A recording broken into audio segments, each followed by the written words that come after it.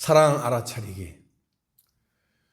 오늘을 걸어가니 함께한 사람의 어제가 아련하고 내일을 바라보니 사랑하는 사람의 기억이 따뜻하다. 마음 움직이는 힘, 진실이라 했기에 아닌 척, 괜찮은 척, 발 아래 던지면 희망을 운명처럼 만난다. 받는 사랑 좋지만 주는 마음 행복하기에 알아주지 않아도 웃을 수 있다. 작은 정 하나로 숙명의 강을 건너 영원한 천상의 인연, 위로와 칭찬으로 단단하게 묶어주면 살아가는 힘, 버틸 수 있는 기쁨, 풀어질 수 없는 늘 가슴 뛸 수밖에 없는 진짜 사랑이라고 단박에 알아차린다. 오늘 우리의 삶 속에서 어떠한 만남과 우리의 관계 속에서 오해 없이 아름다움만, 참 행복만 넘쳐나는 우리의 모습이 되기를 바라면서 오늘 말씀을 함께 열어갑니다. 1940년대 우리 한국 농촌은 그야말로 먹을 걱정이 앞섰을 때였습니다. 그 시기에 작은 교회의 목사님이 비교적 먹을 걱정을 하지 않고 사는 집사님 가정을 신방하게 됐는데, 때가 점심시간이라 점심 식사를 가정에서 대접을 했습니다. 근데 밥상이 나왔는데 보니까 상에는 멀건 국과 깍두기가 올려져 있었습니다. 목사님은 생활에 비해서 정성이 없다는 그런 생각이 들어서 식사 기도를 형식적으로 몇 마디만 간단하게 하고 수저를 들었어요. 그런데 국 속에 숟갈을 딱 넣었는데 국 안에 정말 귀한 고기로 속을 넣은 만두가 있었는데 그 만두 맛이 아주 일품이었다고 합니다. 고기 만두 맛을 본 목사님이 내가 집사님을 오해했구나.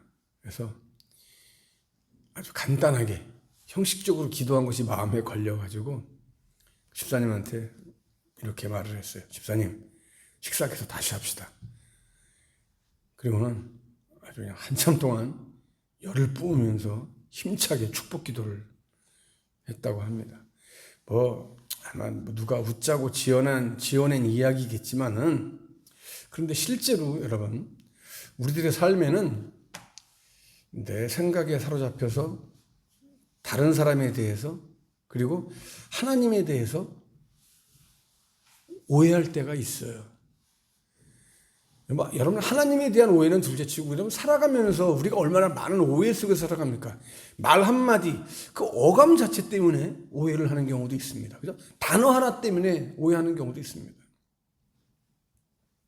그래서 미워하지 말아야 할 사람을 미워하게 되고 사랑하고 신뢰해야 될 하나님을 멀리하게 되고 떠나는 사람들도 있습니다. 오해 때문에. 훗날에 나중에 여러분 우리 관계 속에서 그 오해가 풀렸다고 생각해 보세요. 오해했던 그때를 생각하면 얼마나 여러분 미안하겠어요. 그렇죠? 또 우리가 오해로 하나님을 멀리하고 하나님을 떠났다고 한다면 여러분 그게 얼마나 큰 손해입니까? 우리는 오늘 이 본문 말씀을 읽으면서요, 이 욥도 자신이 처한 상황으로 인해서 하나님을 오해하고 있는 모습을 우리가 오늘 말씀에서 보게 돼요. 오늘 욥이 오해하고 있는 것이 무엇인지를 우리가 함께 살펴보면서요, 그리고 하나님을 오해하면서 있는 그 모습 속에서 욥의 신앙이 어떠했는지 한번 우리가 돌아보면서 오늘의 나를 한번 생각해보는, 점검하는 이런 시간이 되기를 원합니다. 욥이 첫 번째로 지금 오해하고 있는 게 뭐냐면요. 하나님께서 나를 떠나서 지금 어딘가에 숨어 계신다라고 오해하고 있어요. 하나님이 나를 떠나셨어. 그리고 어딘가 지금 숨어 계셔. 욥이 이렇게 생각하고 있어요. 오늘 말씀 지금 읽었잖아요. 3절 말씀 보세요. 어디에 가면 그분을 만날까? 욥이 그렇게 지금 질문하고 있죠. 어디 가면 그분을 만날까? 하나님이 계신 곳 가까이에 내가 갈 수만 있다면, 그죠? 갈 수만 있다면 이 말을 하고 있어요. 하나님께서 계신 곳을 발견하면은 욥이 어떻게 하겠다는 얘기예요? 오늘 말씀을 보니까요. 내가 하나님이 계신 곳, 그곳에 갈 수만 있다면은 하나님 앞에 내 주장을 아주 당당하게 펼치고 내 무죄를 호소할 거야. 그리고 하나님의 대답을 나는 확실하게 들을 거야. 그리고 하나님의 뜻을, 나를 향한 이 모든 계획 속에 있는 하나님의 뜻을 내가 분명히 알 수 있을 텐데, 그죠? 4절, 5절 말씀에 그렇게 지금 계속 욥이 얘기하고 있잖아요. 욥은 지금 하나님을 재판관으로 이해하면서 그 하나님께 자신이 처하고 있는 이 오늘의 자신의 삶을, 내 삶을 하나님께 호소하겠다고 지금 이야기하고 있어요. 하나님께서 나의 이 모든 억울함을 다 판결하시고 이제 이 모든 고통을 면하게 해달라고 할 거다. 욥은 지금 그 생각을 하고 있어요. 그 말을 하고 있어요. 여러분, 사람들은요, 사람들은 이게 인지상정일지도 모르겠습니다만은 오늘 지금 내가 겪고 있는 이 고통이 자신의 죄 때문이라고 하는데 사람들은 그것이 네 죄 때문이다, 네 잘못이다 라고 이렇게 얘기를 하는데 뭐예요? 내 마음은? 난 아닌데 하나님께서 분명히 내 억울함을 분명히 해결해 주실 거야. 해결해 달라고 할 거야. 때를 쓸 거야. 이런 마음을 가지고 있어요. 지금 욥이 그래요. 때를 쓰는 거예요. 어쨌든지 간에. 내가 지금 겪는 이 고통 내 죄 때문 아니다. 이거 분명히 하나님이 다 아신다. 이거 하나님이 제대로 판결해 주실 거야. 이렇게 생각하고 있는 거예요. 그래서 7절에 이어서 뭐라고 말합니까? 거기서는 의인이라면 하나님과 변론할 수가 있으니까 나를 영원히 심판대에서 구원하실 거야. 이렇게 지금 고백하고 있잖아요.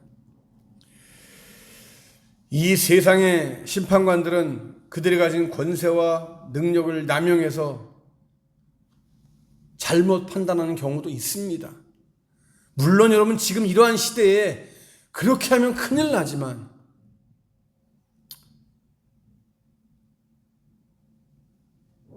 이웃들도 욥의 처지와 형편을 도저히 전혀 이해하지 못하고 있어요.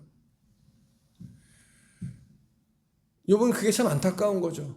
마음이 아픈 거예요. 그러면서 한편으로 갖는 생각이 뭐예요? 하나님은 그러지 않을 것이다. 하나님은 나를 분명히 아실 거야. 하나님은 분명히 올바른 판결을 내리시는 분이야. 그래서 나는 고난에서 벗어날 거야. 이전에도 그랬지만 지금도 여전히 자신이 무죄하다고 지금 주장하고 있는 거예요, 여러분. 그런데 여러분 문제가 뭐예요? 문제가 뭐예요? 욥이 그렇게 생각하고 욥이 그렇게 주장하는데 문제가 뭐예요? 욥이 하나님을 발견할 수가 없다는 데 있어요, 지금. 그죠? 앞으로 가도 안 계셔. 뒤로 가도 안 계셔. 옆으로 가도 안 계셔. 어딜 가도 하나님이 보이질 않아. 욥 앞에 있는 것은 뭐예요? 고통뿐이에요. 뜨거운 용광로, 계속되는 고통과 아픔이에요. 고난이에요. 그것만이 있어요. 하나님을 찾는데 하나님은 안 보여. 하나님께서 나의 모든 이 문제를 보시고 아시고 이 고통에서 해결해 주실 것을 간절히 바라고 있는데 하나님을 만날 수가 없어. 그래서 내가 괴롭다. 내가 괴롭다. 이렇게 욥이 얘기하고 있어요. 자, 여러분, 욥의 이 말이 진실입니까? 진리입니까? 아니죠. 뭐예요? 오늘 말씀 핵심. 오해예요, 오해. 욥의 오해. 지금 오해하고 있어요. 하나님께서는 욥을 떠난 적도 없어요. 욥을 버린 적도 없어요. 욥의 부르짖음에 응답하지 않으신 것도 아니에요. 단지 뭐예요, 여러분? 하나님은 지금 욥을 연단시키고 계신 거잖아요. 연단시키셔서 더욱더 귀한 존재로 서게 하시려고 하는 목적이 있기 때문에 지금 하나님은 욥에게 드러내시지 않는 거예요.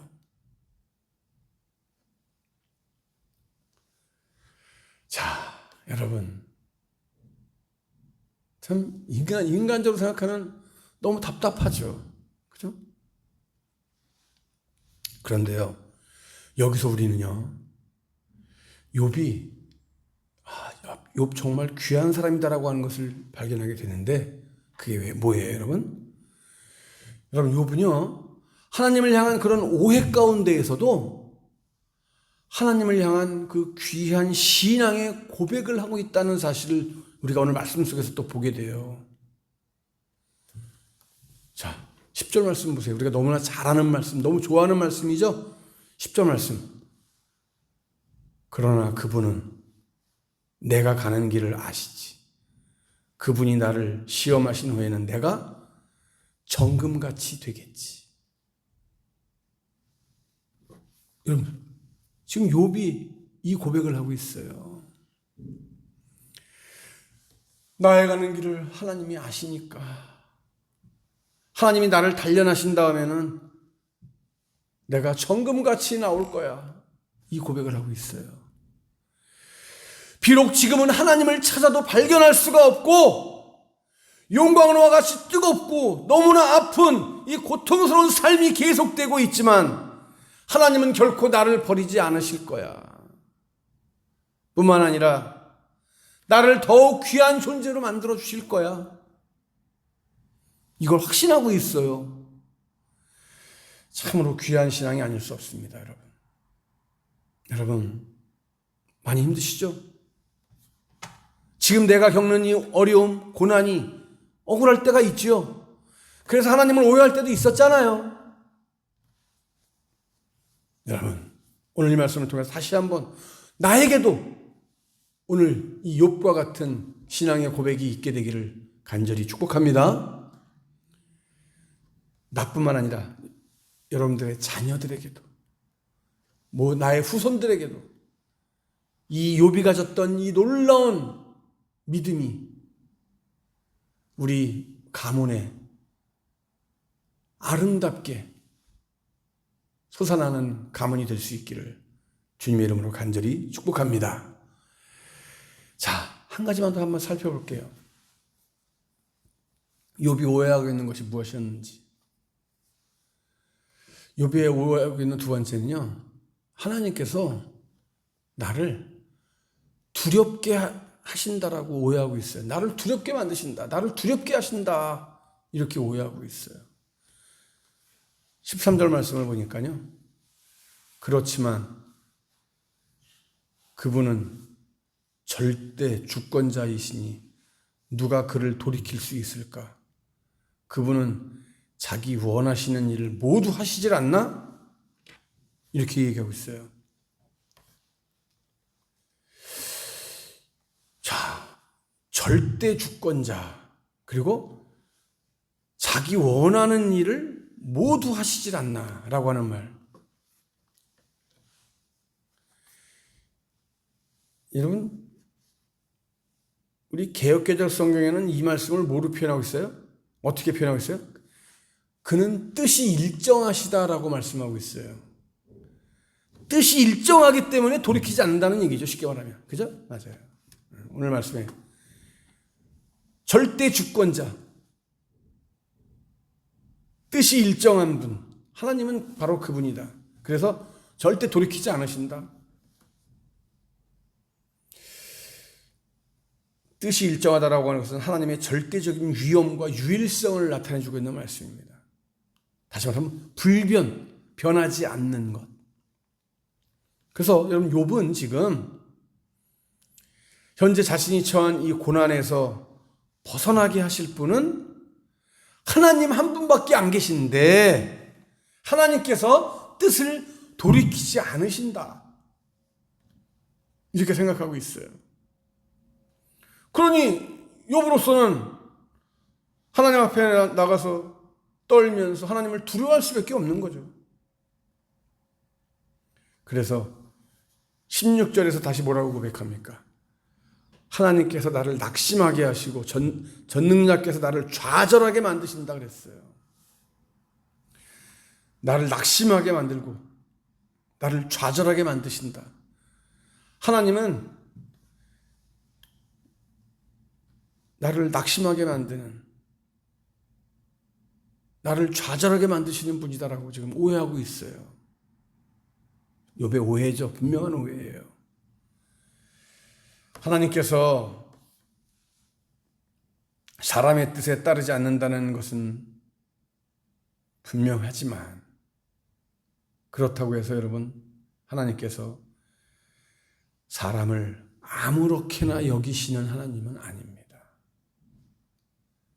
하나님은 그 누구보다도 우리가, 내가 잘 되기를 바라시는 하나님이고 그 누구보다 나를 사랑하시는 하나님이에요.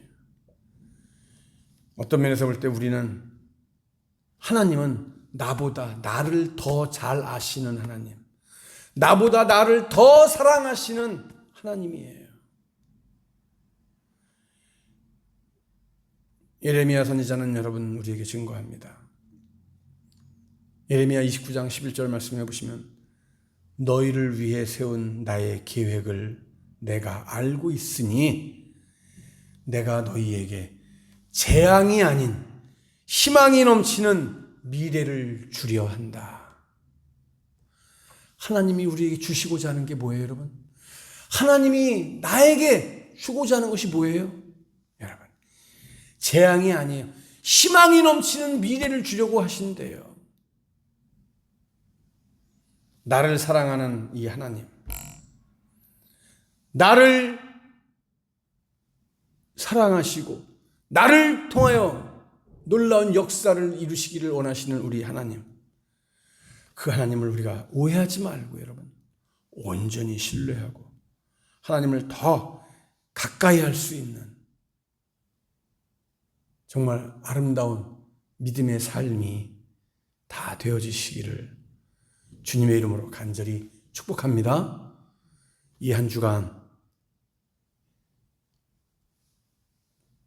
나를 정금같이 단련하시는 그 하나님을 의지하고 바라보며 힘차게 승리의 길 달려갈 수 있는 저와 여러분들 다 될 수 있기를 주님의 이름으로 다시 한번 축원합니다.